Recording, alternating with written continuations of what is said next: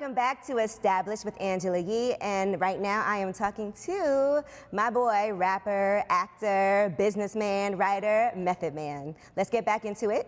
All right, so we talked about one of the moments when you knew you had finally made it. That was in Philly at the Fever. Now let's talk about some other pivotal moments for you, like Mary J. Blige, All I Need.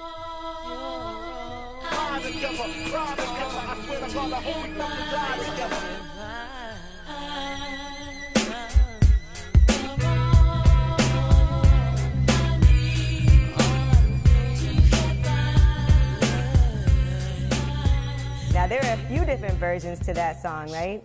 Yeah, the original version that's on the album was the one that myself and RZA recorded that doesn't have Mary on it. The idea was sparked by Leo Cohen. I refused to do it. I didn't want to do it because I saw something happening, and there was a trend in hip hop. Whereas when you became the ladies' man, I'm looking at Kane and people like that. And even though Kane was the dope MC, what detracted from dudes really effing with Kane like that was the ladies was always screaming, you know. And then it got to a point where Kane's appearance changed. They're like the silky outfits. Yeah, you know what I mean? If you think about it, RZA did We Love You, Rakim. Jizza did Come Do Me. They tried to do those ladies records and it didn't work. Right. And it was a sign of the time. So for me, it was like, okay, seeing that, it's like, no, I don't want to go there, but I need this record on this album because it's from the heart. This is me expressing myself, you know? So Leo pushed for the single. I refused. He pushed for the single. I said, give me 50K. They gave me 50K and we did it. That's why I'm with you to this day, boo, no frontin'. Even when the skies were gray, you would rub me on my back and say, baby, it'll be okay. You didn't think that was gonna happen, huh? No, I didn't think it was gonna happen. I threw the 50K out. Give me 50K. Yeah. That was the hood love test. Like, go get me some tampons because of that video. If you could tell your man to go to the store and get you a box of tampons, he loves you. That's funny because we came up with that right on the spot. Diane Martell didn't really have any idea of what we were going to shoot that day, and I didn't either, but she had a setting. And Diana, if you know anything about D Martini, she'll get you the greatest setting and she'll shoot the F out your video, you dig? And it was a 3-day shoot, I believe. Fun though, very fun. They don't do 3-day shoots anymore. Oh, heck no. Shoot, how high was a 3-day? So I actually love the story about how you even wrote that song. You know, which I think is very sweet and romantic. You were laying in bed. All right, no. Let's go. Let's move. No. You've told the story before. It's so. I was it was a moment, and I was missing her, and she had well, what happened was we were, like I said, we were touring, doing the Wu-Tang, trying to promote our album and all that stuff, and we had gotten to LA, and while I was working on my album. Just put it this way, I don't know if it was Def Jam or Loud, but they got Mika a ticket and flew her out to Cali. And that's when I wrote the song when she came out to Cali. You know, we was in the love zone. And I remember me and RZA had connecting rooms and there was a door. You know how when you open both doors, the rooms are connected now? And yeah, he was playing the rhythm to it. She was asleep and I was writing. And yeah, that's how the song came about, definitely. Do you remember the first time she heard it? Nah. Like you didn't play it for her like I wrote this song, because that's dope. No, it was just something that I just put out there and stuff. At that point in time, it wasn't nothing I could say on the record that hadn't already been said. You know what I'm saying? Yeah, but you got to think about it. There wasn't a lot of hip hop love songs like that, like you said, you know, and it wasn't corny.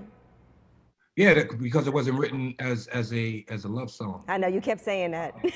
Yeah, because this like I said, everything that was said on that record was already said to her.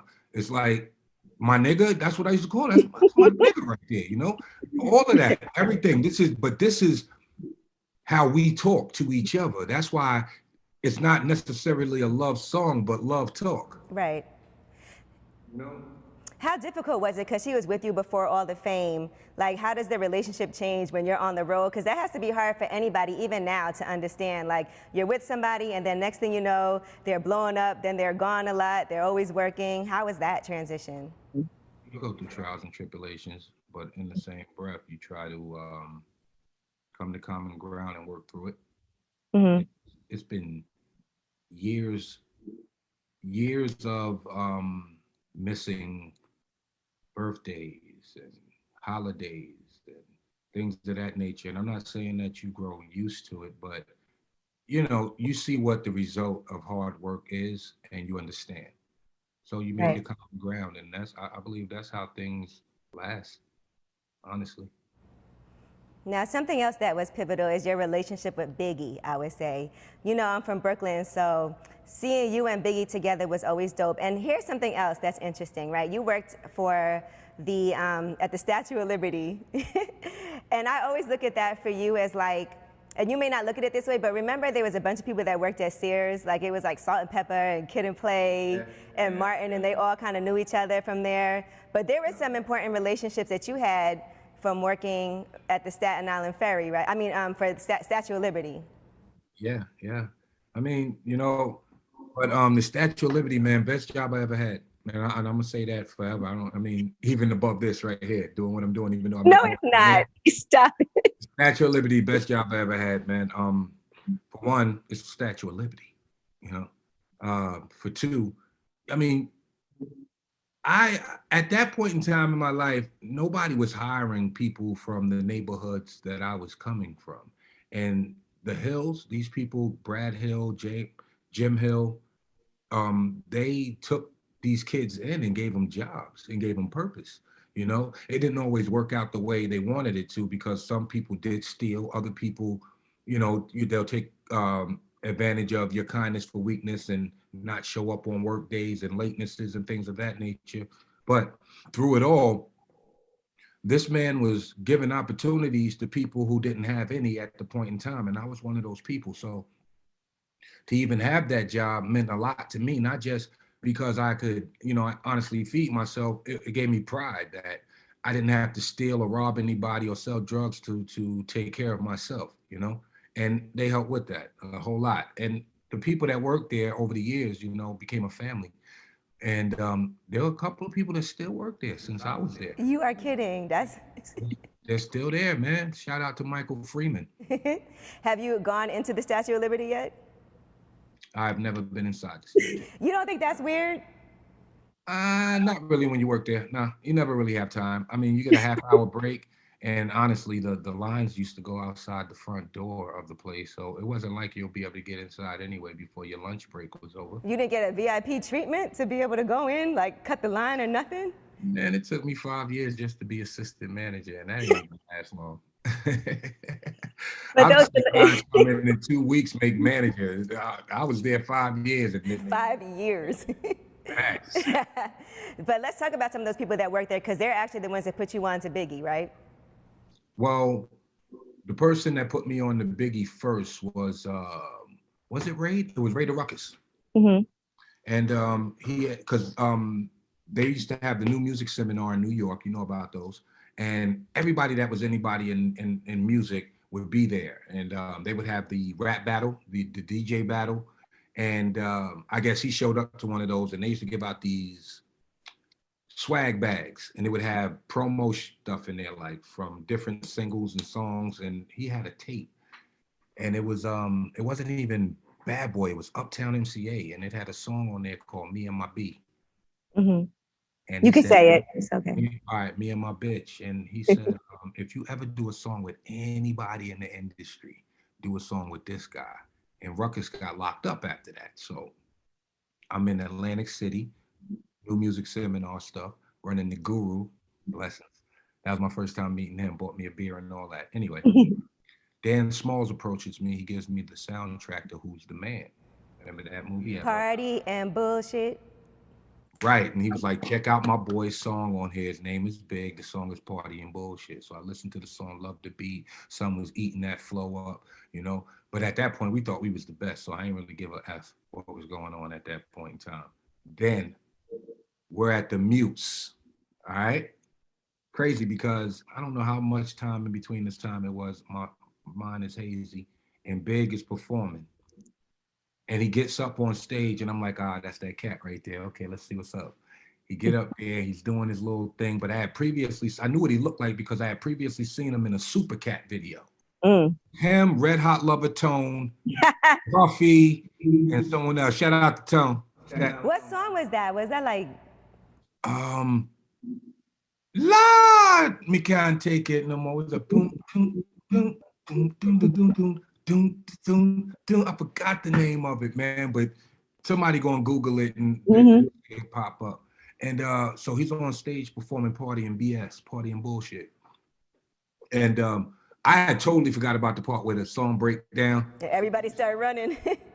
So dudes start fighting on stage, and I'm thinking to myself, like, damn, man, it's over, man. And then he turned back around, can we just all get along? And I'm telling you, my face was like this. Yeah, he did that. He did that. So on my way out of the club, I run into Big, and he was like, yo, we should do a song together, blah, blah, blah. And I was more or less like, yeah, I'm with it. Even though knowing that RZA at that point in time didn't want us sharing the money with anybody. We were on the ground floor. So for us to share the wealth at this point in time would be crazy. You know, I got what he was saying, but for me, it was just the work and the art form of it that I just wanted to do. I could have cared less about the monetary factor.